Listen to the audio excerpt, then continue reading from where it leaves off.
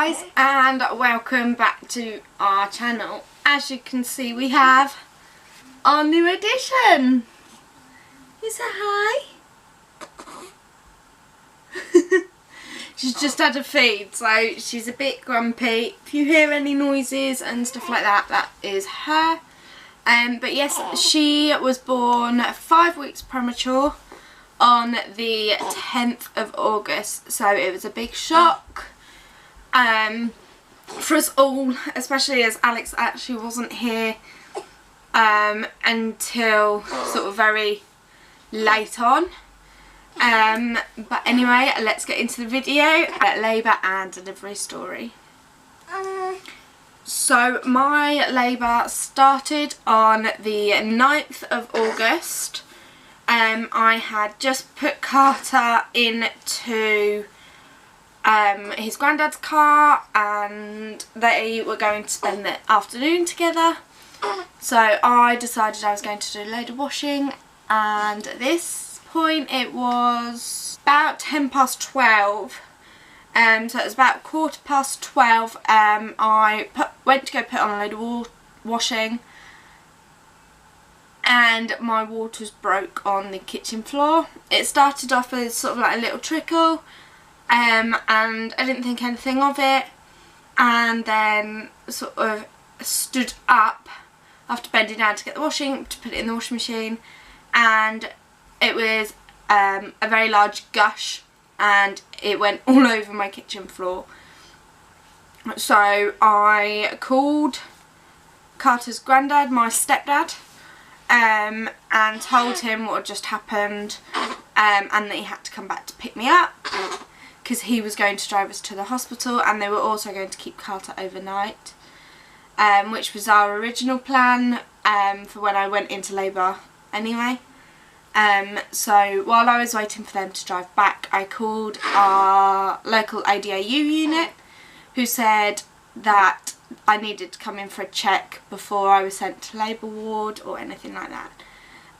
So while my stepdad was driving back to pick me up, I sort of rushed around in a panic trying to grab everything that I could, because although my hospital bag was half packed, it wasn't finished, and we certainly didn't have clothes for a prem baby. At 1 o'clock on the 9th, I made it to the ADAU unit, where they then asked for a urine sample, so I gave the urine sample, and they also asked for a pad sample.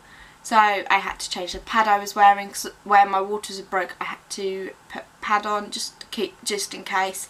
And I'm glad I did, because even with pads I went through about 4 changes of clothes within 4 or 5 hours. So I was in ADAU, and they then hooked me up to a monitor to check that she was okay, and she was absolutely fine. And then I had to wait for the doctor. The doctor came at about 4 o'clock, so I was there for about 3 hours. I was monitored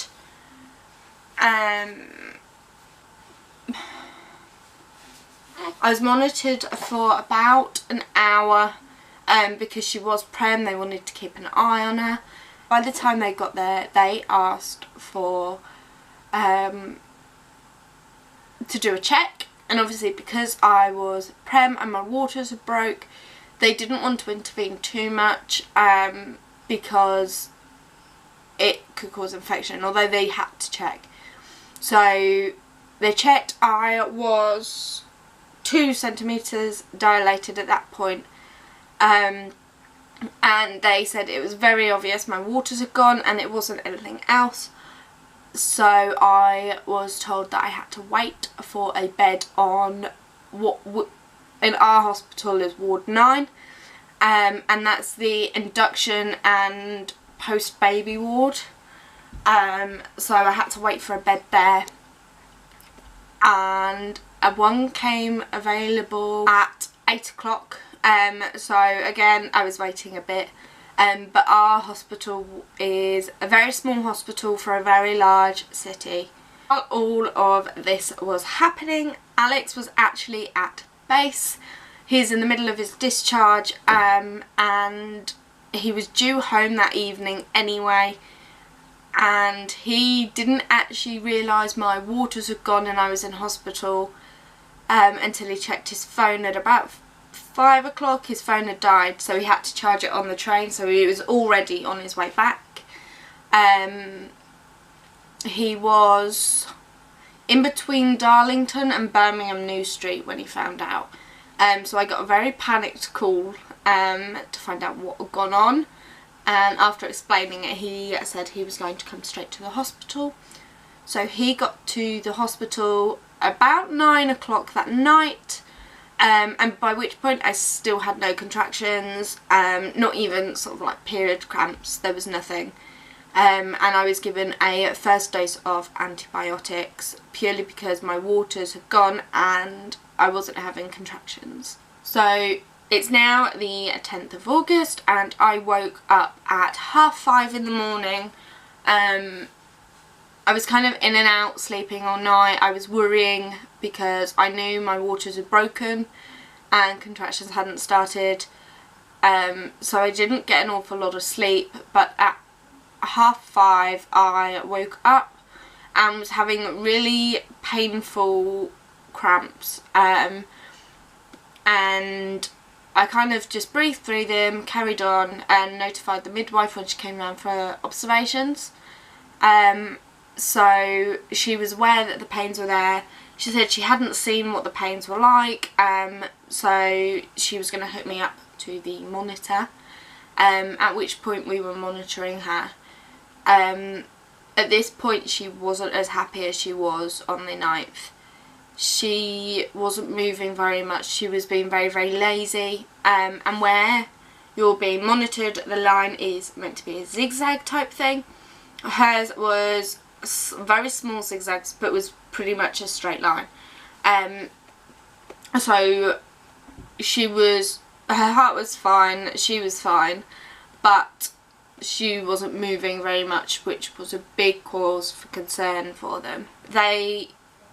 And although I think it was after 2 hours of monitoring, the pains were getting worse and worse, and I asked for them to check to see how dilated I was, and at which point, I think this was about 7 o'clock in the morning,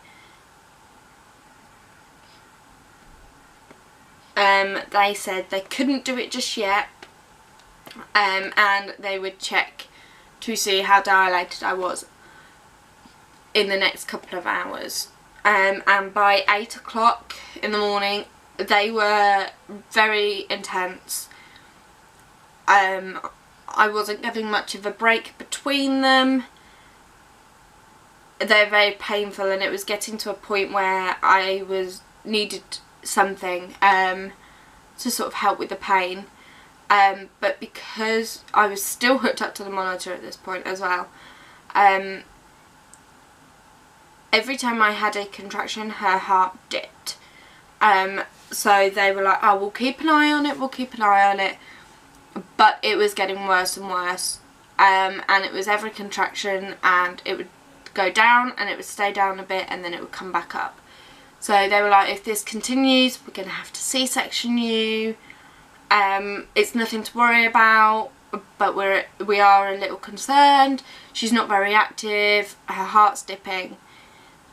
So for me that was very, very scary. The fact that she not only wasn't coping with the contractions, she wasn't moving very much, but she was early, and we'd already been warned that because she was 5 weeks early, she might have to go to NICU, she's going to need extra help, she's not going to be able to feed. It was a massive concern, and I was getting more and more worked up, more and more worried, which obviously didn't help because I was in pain as well, and because I wasn't coping, she wasn't coping, but Alex was amazing through the whole thing.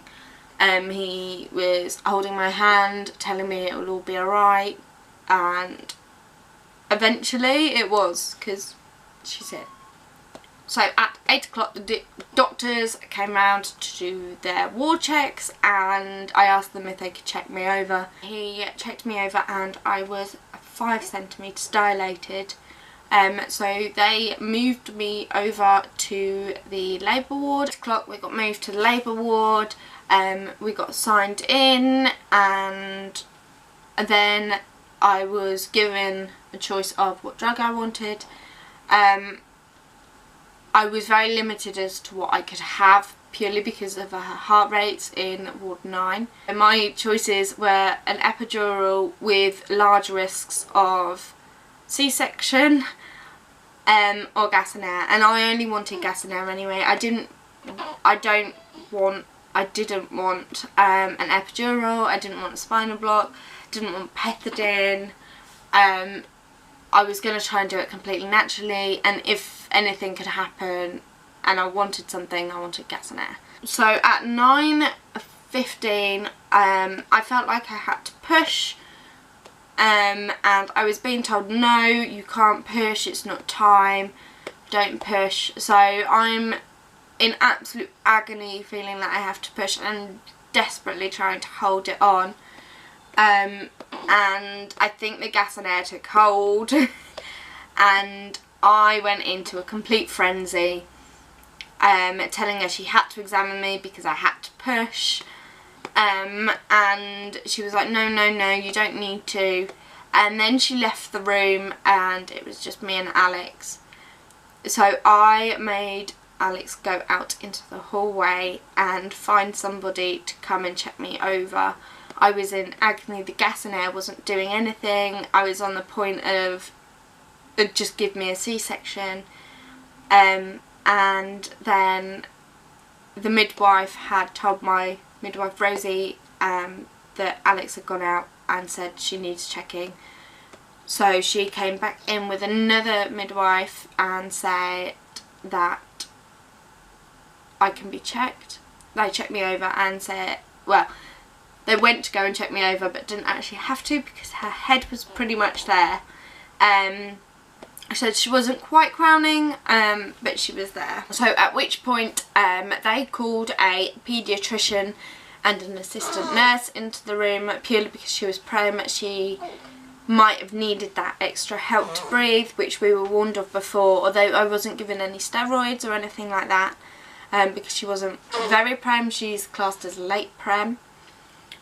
And at 9:35, after 20 minutes of pushing, Elizabeth was born, and she was held up to show me, and I was actually very lucky. Alex didn't want to cut the cord and I didn't want anyone else to do it, so I was quite lucky in the fact that I got to cut the cord.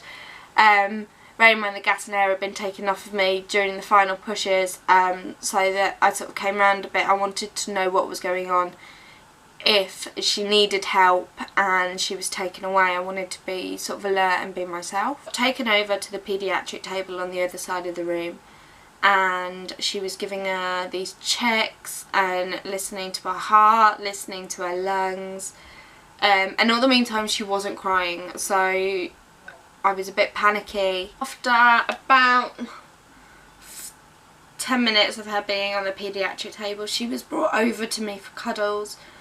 So I got to have cuddles with her before they had to take her away, to do a full check with doctor, paediatricians, NICU nurses, everything.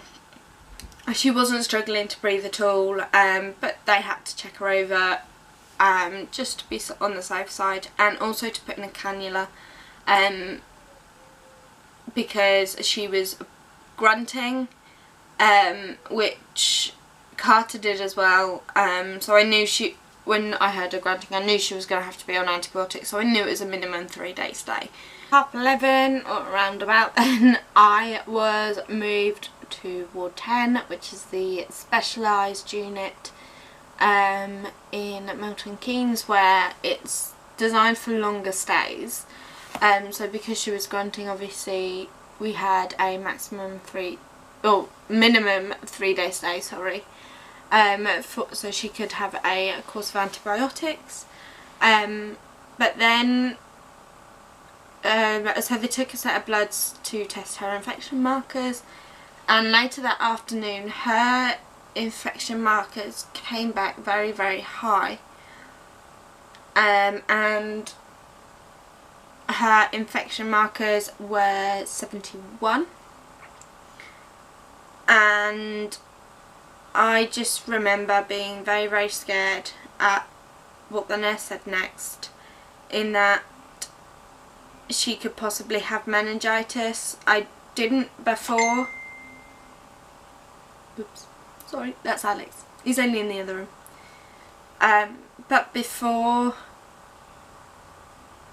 her having meningitis, you'll find out why I did it in air quotes in a bit. I knew nothing about meningitis.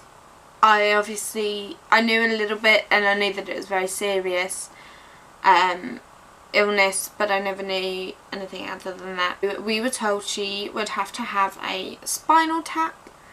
So she was already on antibiotics because of the grunting, which had actually stopped by the time we found out that she could possibly have meningitis. And we were told the only way to find out whether she had meningitis was with a spinal tap. At which point they took out 4, is vials the word?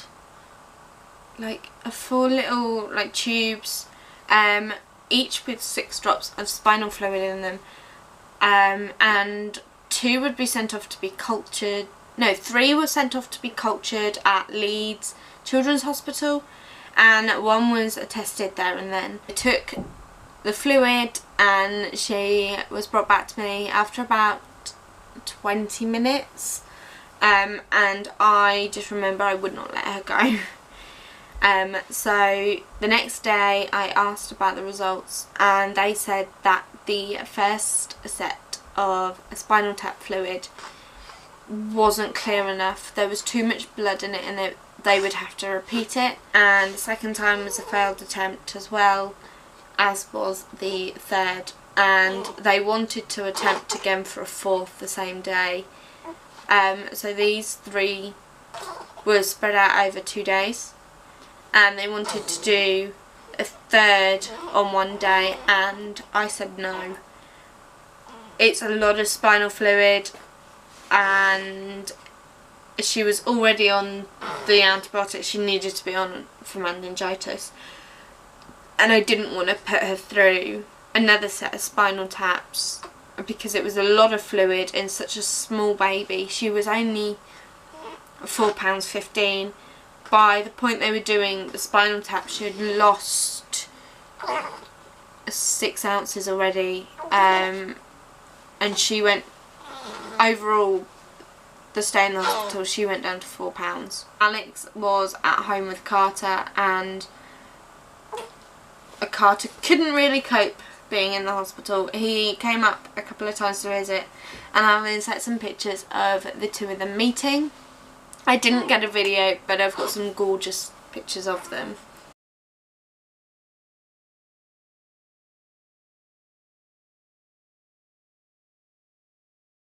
So by day 6, so she was nearly a week old, we